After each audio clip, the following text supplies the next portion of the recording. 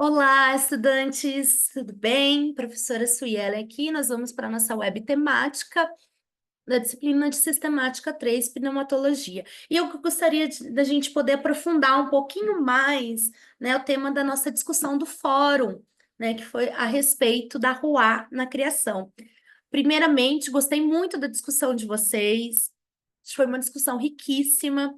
A gente pôde aprofundar e trazer esse diálogo de entender, né, este conceito de ruar, entendendo o seu significado do substantivo básico, né, que é vento, respiração, e principalmente o vento, que pode ser leve, forte, impetuoso, né, que é essa dinâmica que segue também no entendimento quando vai para o texto grego, no Novo Testamento, como pneuma, né? O pneuma hagion, né? Que aí se tem a definição ali, Espírito Santo, né? Mas aí no Antigo Testamento a gente vai ter Ruá de Elohim, Ruá de Yahvé, né? Que é essas diferenciações dos epítetos divinos, né? Então, que é esse vento, essa manifestação da própria divindade.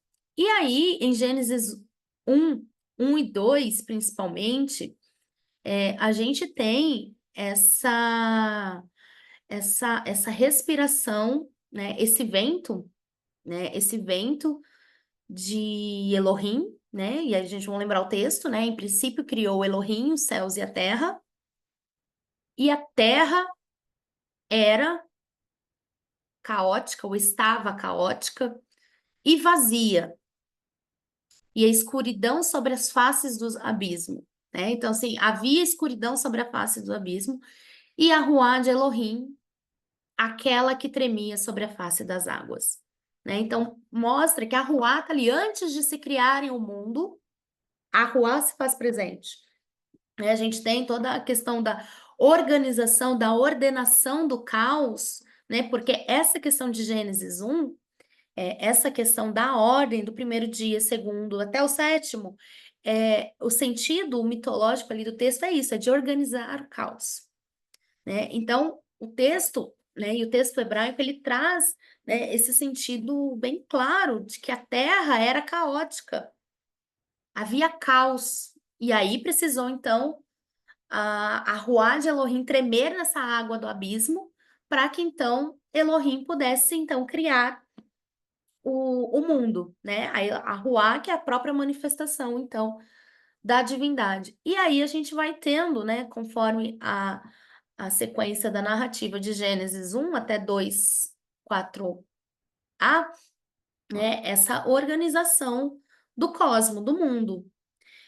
E aí a gente começa a entender, né, essa mitologia caótica criacional, porque isso era muito comum nesse pensamento dos povos do Antigo Oriente, né? Dessa ideia de que o mundo era um caos e aí a divindade veio e ordenou este caos, né? Então, por isso que vai repetir essa questão do caos, a terra era caótica, vazia, havia escuridão, abismo, né? E esse terrom do abismo, ele está muito próximo é, da, da mitologia babilônica, né? E muito próximo também de entender que esse abismo era o local onde vivia Tiamat, a deusa do caos da mitologia babilônica e que precisou ser morta para que então Marduk pudesse criar o mundo.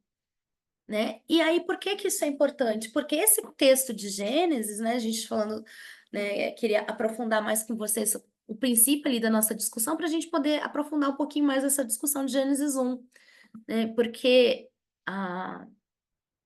o mito da criação babilônica, o Enuma Elish, ele traz, né, essa dinâmica, que então havia a deusa do caos, a Tiamat, e aí aqui em Gênesis você não tem divindade, você só tem que a terra era caótica, né? Porque são textos produzidos, né? Esse texto de Gênesis 1, ele é escrito nesse período do exílio da Babilônia, final do exílio, né? Por conta até desse uso do verbo criar.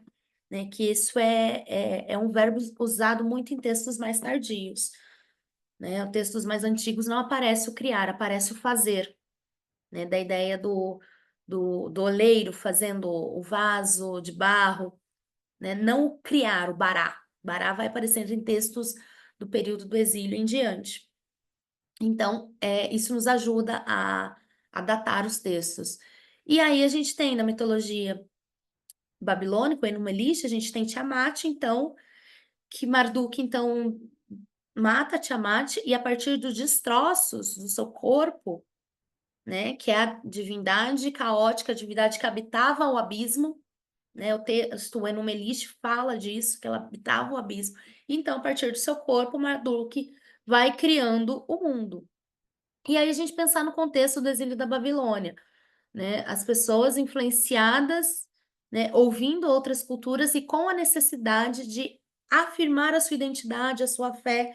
Isso é extremamente importante a gente entender nesses textos, principalmente nesse período. Tem muitos momentos que há trocas, mas há momentos que você começa a ter a necessidade de reforçar a sua identidade. Isso vai acontecer nesse período do exílio da Babilônia e vai se intensificar ainda mais quando for o impacto da cultura grega. E aí esse impacto, esse reforço da identidade é muito maior, né? Como a gente já viu isso nas discussões da disciplina de literatura sapiencial, por exemplo. Então, aqui, essa organização, o que para a mitologia babilônica, a organização do caos para a criação do mundo, quem faz é Marduk, e vai fazendo todas as coisas, inclusive o ser humano, para o povo exilado, né? Alguns dizem que não, que esse daí pode ser um texto um pouquinho mais tardio, do início do período persa, lido na reconstrução do templo, por ter uma ordem, ser uma ordem litúrgica, são hipóteses, mas é um texto tardio que está em diálogo com Enuma Elish. Então, assim, para esse povo que escreve, seja no finalzinho do período do exílio ou já no início do período persa, ali na reconstrução do templo em 520, mais ou menos, antes de Cristo, você tem que, assim, não, peraí, não é Marduk, não é outra divindade, é Elohim. É Deus que fez e ordenou o caos. Quem estava nas águas do abismo não era uma divindade e não era Tiamat, era a Ruá de Elohim.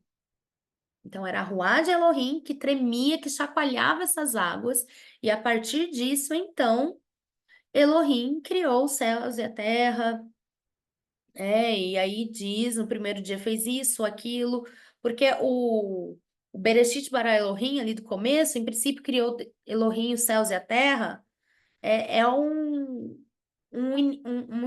uma introdução. E aí que vai começar. No primeiro dia fez isso, então assim, olha, no princípio ele criou os céus e a terra, e essa terra era sem forma. Então, assim, é nesse tempo primordial, né? Esse tempo que não tem uma narração temporal cronológica, né? Não quer datar exatamente quando isso é,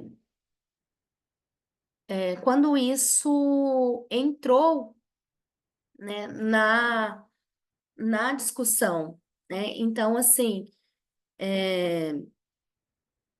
não quer saber quanto que aconteceu isso no relógio, né? Então, é importante a gente entender e perceber essas dinâmicas, esses diálogos, né, para que a gente consiga extrair e entender e ampliar ainda os horizontes para a compreensão do texto bíblico, né? E aí a gente tem essa ação da Ruá ali nesse princípio criacional, né? Que o seu chacoalhar gera vida, que a partir desse chacoalhar da Ruá é que Elohim então vai criar o mundo e vai ordenar o, o caos.